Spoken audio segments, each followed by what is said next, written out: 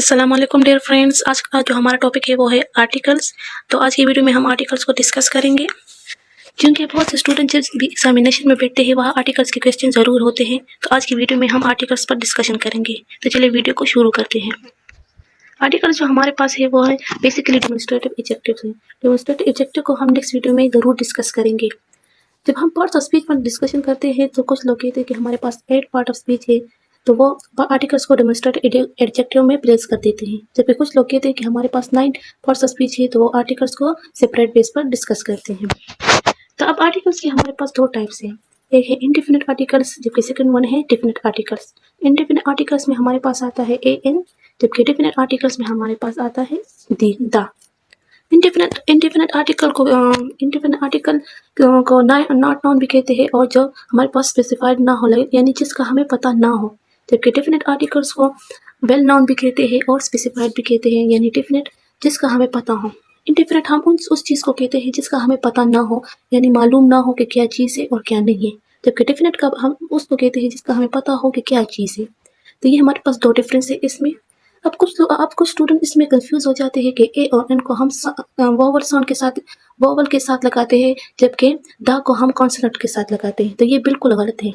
यानी तो यहाँ पर वो मिस्टेक कर देते हैं, यानी ए और एन को हम, जबकि सही पॉइंट ये है कि ए और एन को हम वावल साउंड के साथ इस्तेमाल करते हैं, जबकि द को हम कॉन्सोनेंट साउंड के साथ इस्तेमाल करते हैं। लेकिन ज़्यादातर स्टूडेंट ये समझते हैं कि नहीं, ए और एन को हम वोवल के साथ इस्तेमाल करते हैं, जबकि द को हम कॉन्सोनेंट के साथ इस्तेमाल करते हैं, जो कि बिल्कुल गलत है। ये हम वोवल साउंड की बात करते हैं और कॉन्सोनेंट साउंड की बात करते हैं।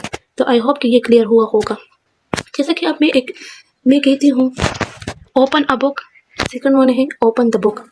यानी फर्स्ट सेंटेंस में मैंने इनडेफिनिट आर्टिकल का इस्तेमाल किया है, जबकि सेकंड सेंटेंस को मैंने डेफिनिट आर्टिकल का इस्तेमाल किया है। तो चलो अब इसको डिस्कस करते हैं कि किस तरह स्पेसिफाइड होता है और किस तरह नॉन स्पेसिफाइड होता है। जैसे कि फर्स्ट सेंटेंस में मैंने बताया है ओपन अ बुक, यानी बुक खोलो। सेकंड सेंटेंस में मैंने बताया है कि ओपन द बुक खोलो, लेकिन यहाँ पर मैंने स्पेसिफाइड किया है किस बुक को खोलो। यानी मैं कहती हूँ ओपन अ बुक, तो अब आपकी मर्जी कि आप किस बुक को भी खोलते हो।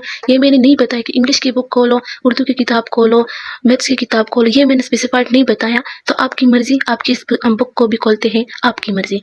तो यहाँ पर आप किसी भी बुक को खोल सकते हैं ओपन अ बुक।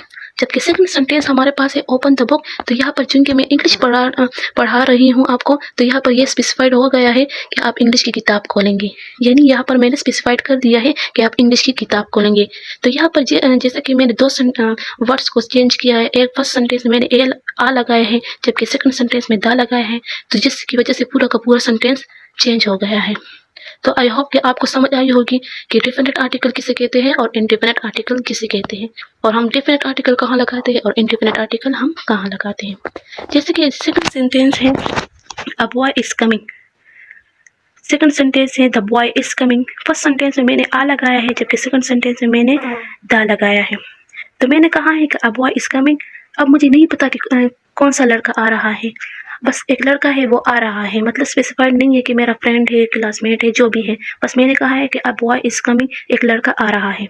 अब सेकंड सेंटेंस में मैंने लिखा है द बॉय इज कमिंग, तो यहाँ पर हमें लड़का जो है वो स्पेसिफाइड है, यानी एक लड़का है, उसका हम इंतजार कर रहे थे, तो वो आ रहा है, यानी वो एक लड़का जो है वो स्पेसिफाइड है। तो यहाँ पर मैंने लिखा है द बॉय इज कमिंग। अब लास्ट जो सेंटेंस है हमारे पास है वो है a teacher is absent. Second sentence है द टीचर इज एब्सेंट। यानी यहाँ पर हमारे पास सेंटेंस एक ही है, लेकिन स्टेटमेंट ज़रा चेंज हो गई है, वो भी इंडेफिनिट आर्टिकल की वजह से और डेफिनिट आर्टिकल्स की वजह से। तो फर्स्ट सेंटेंस में मैंने बताया है कि टीचर इज एब्सेंट, यानी एक टीचर है वो एब्सेंट है। अब वो मैथ्स की टीचर है, इंग्लिश की टीचर है, फिजिक्स की टीचर है, वो मैंने स्पेसिफाइड नहीं किया, तो यहाँ पर मैंने बताया है अ टीचर इज एब्सेंट। अब सेकंड सेंटेंस में मैंने बताया है द टीचर इज एब्सेंट, यानी अब आप लोग की फॉर एग्जांपल अब आप लोग की फिजिक्स की क्लास हो रही है, तो अब एक लड़का आ रहा है, आपको बता रहा है कि द टीचर इज एब्सेंट। तो आप लोगों की फिजिक्स की क्लास हो रही थी, तो वो बता रहा है कि द टीचर इज एब्सेंट, यानी फिजिक्स का जो टीचर है वो एब्सेंट है। तो यहाँ पर टीचर हमारे पास स्पेसिफाइड हो गया है।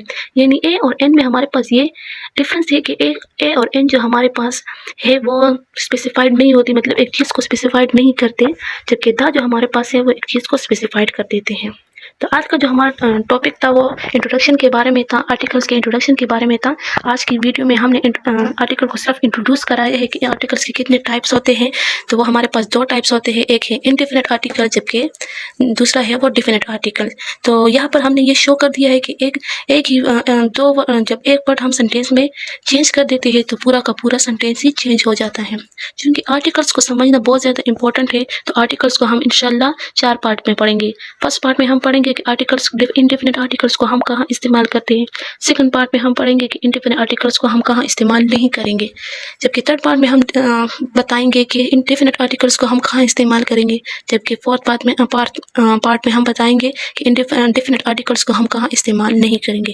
तो आज की वीडियो में हमने आर्टिकल्स को इंट्रोड्यूस कर दिया है। आई होप कि आपको थोड़ी बहुत समझ ज़रूर आई होगी। इंशाल्लाह नेक्स्ट वीडियो में हम आर्टिकल्स को और ब्रीफली एक्सप्लेन करेंगे। अल्लाह हाफिज़। Thank you so much.